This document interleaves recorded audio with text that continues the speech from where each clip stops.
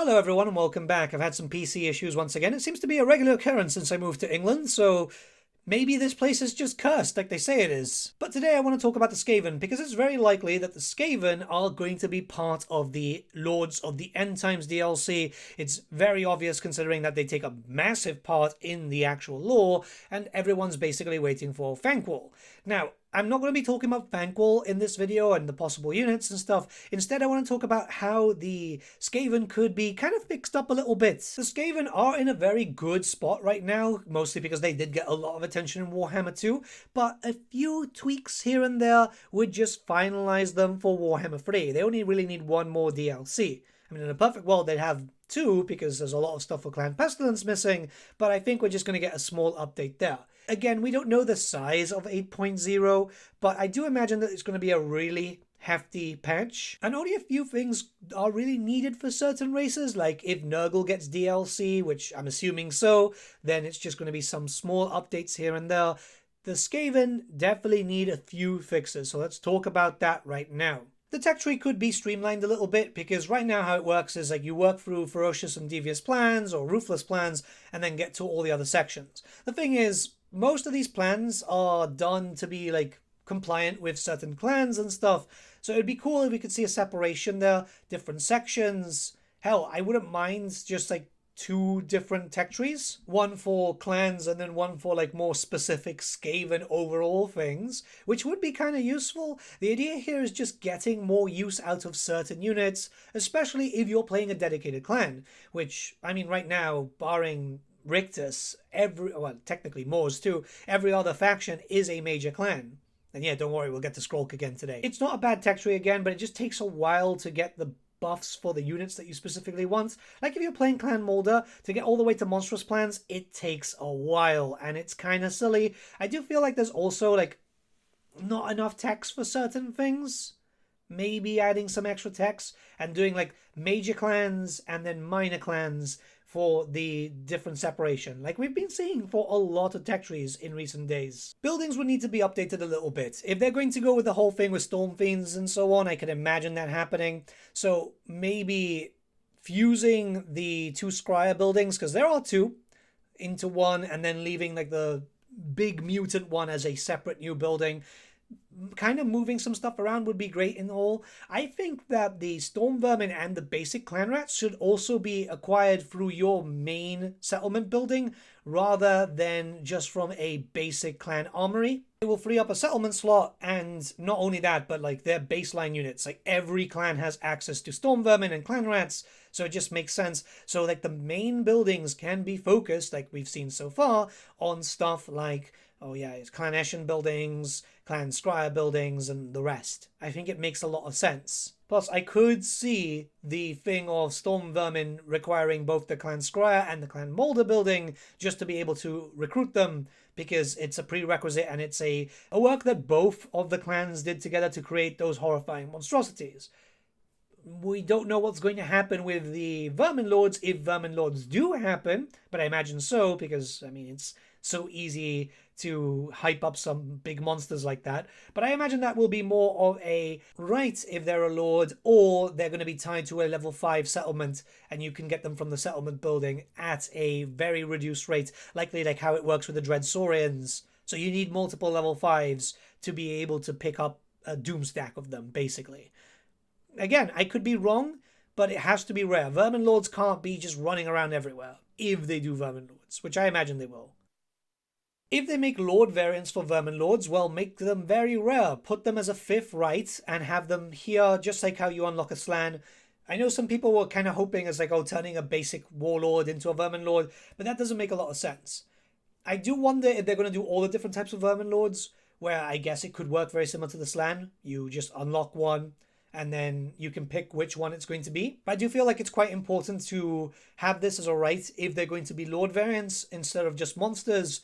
Well, both would be great, but they have to be rare. There's not a lot of Vermin Lords. It's just the Shadow Council, essentially.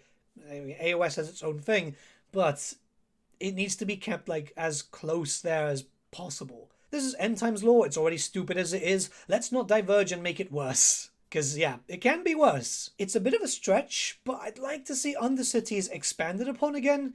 where one, there's a little bit more to do. So when you've got them on enemy settlements, this kind of works as it stands. But when you've got them in your own settlements, which you can't right now in vanilla, it could work as, well, very similar as the deeps. The idea here is being able to fortify yourself. You shouldn't really be able to have a lot of them, keep them kind of limited, but the idea there is just extra buildings, more bonuses, but you have to invest into it quite heavily, and there could be problems, just if you delve too greedily, a dragon could destroy some of the buildings, the usual stuff. The idea here is to give an under-empire feeling to the under-empire. Right now, the Skaven, the settlements are basically just normal settlements, aren't they?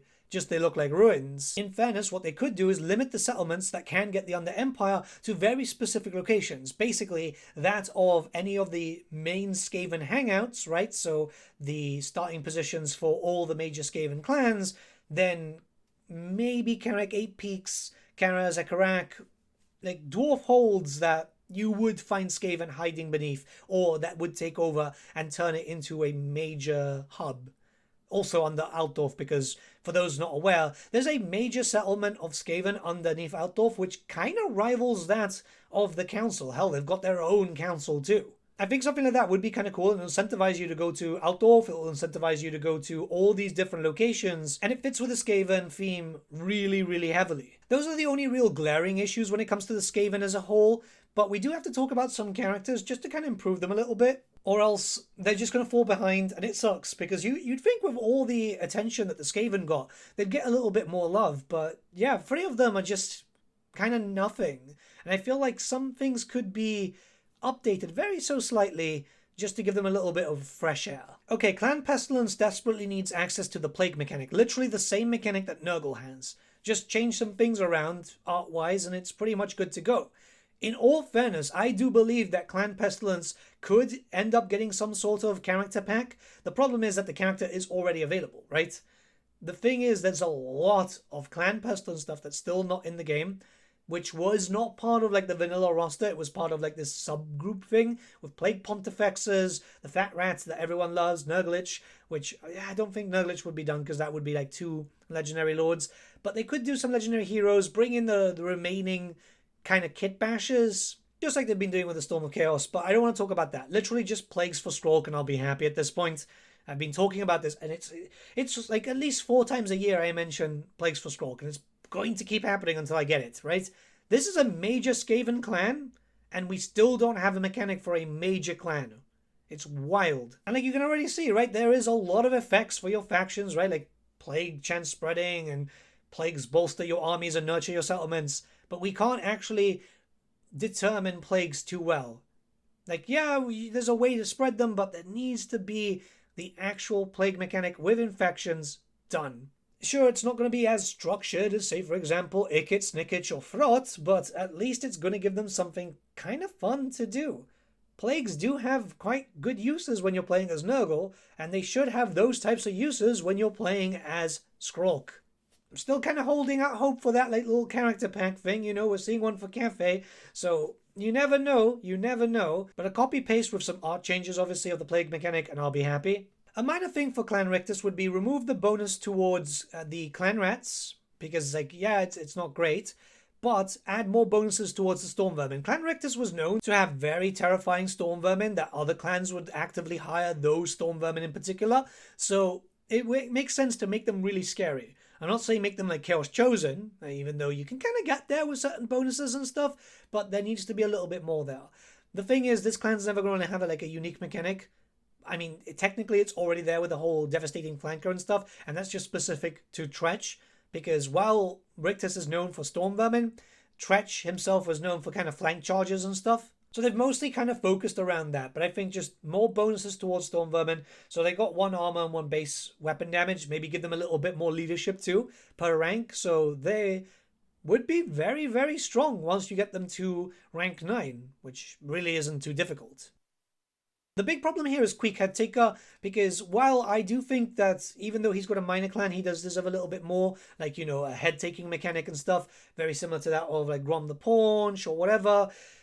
I think that it shouldn't happen during 8.0, during Lords of the End Times. Instead, it should actually happen during a Carrack 8 Peats update. And we've spoken about this in length prior, with the whole thing with Belagon Skarsnik needing something kind of unique for them. Because, well, they have something, but it's not really enough for, like, the big trio. They could do a big update like that and really keep people busy until the next DLC. Because, like, yeah, DLCs are taking a while. We've seen updates with reworks before. You know, we saw the really nice Kislev one. We've seen updates towards certain factions like the Tomb Kings and Lizardmen. Just one update for Queek, Belagar, and Skarsnik at once. And it gives people a big reason to play as those characters. If they don't own it, it will generate some sales. But I feel like a lot of people do own those characters because, I mean, it's the big three when it comes to, like, a big kind of warfare thing. We need a Carrack 8 Peaks event, and it's sad that it's still not there yet. That being said, upkeep should be reduced for the Storm Vermin, like get rid of that and make it focused on Clan Rats. Clan Moors focuses very heavily on Clan Rats, and I feel like it should be buffed up to the point that the Clan Rats, after a certain amount of time, maybe with some special new tech like I spoke about earlier, yeah, they should be able to fight like Storm Vermin. It's something that just makes a lot of sense. Hell, I remember a lot of people building up armies on the tabletop to focus around Clan Rats because, oh yeah, Queek, you know, kind of fits the theme. You'd be surprised how many people did that on the tabletop. It just makes a lot of sense, especially with a Skaven where you could just do so much about that. It really works. I'm not above admitting that, yes, I did forget about the skill lines, so we'll talk about this as we end the video. So basically, it would be nice if the skill lines for Lords and Heroes were updated kind of slightly, sometimes introducing some more skills. The thing is, the only one that really has the best skill lines is the Warlock Master and the Warlocks in general. So it would be nice if every other Lord and Hero option was brought up to that line. Certain ones don't have that problem, like Plague Monks. They're supposed to be kind of killing melee, so they've got access to that. But it would be nice just for like the Eshin Sorcerer to have a few more things here and there. Same thing with the Packmasters. Just a quick once-over, fix that up, and I feel like the Skaven will be in a very good spot. Like I said, the Skaven are in a very good place. They just need a few fixes here and there, and they're kind of done.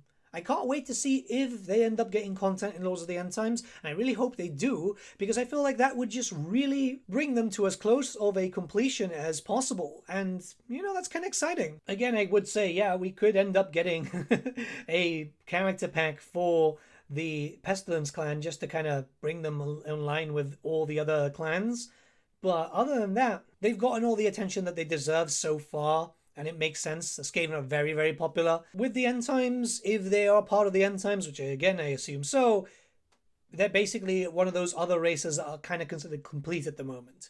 Which is cool. You know? We're slowly getting near the end, I guess. Depending on certain races and factions, and if Creative Assembly want to do some sub-factions, which would be wonderful, it's just a matter of time. But let me know what you guys think in the comments below to start a bit of a discussion. I've got a bunch of video ideas that I've been writing up since I've basically not been able to use my PC for about 2-3 days. So yeah, there's quite a lot of videos coming out. I'll see you all again very, very soon, guys. Have a good day.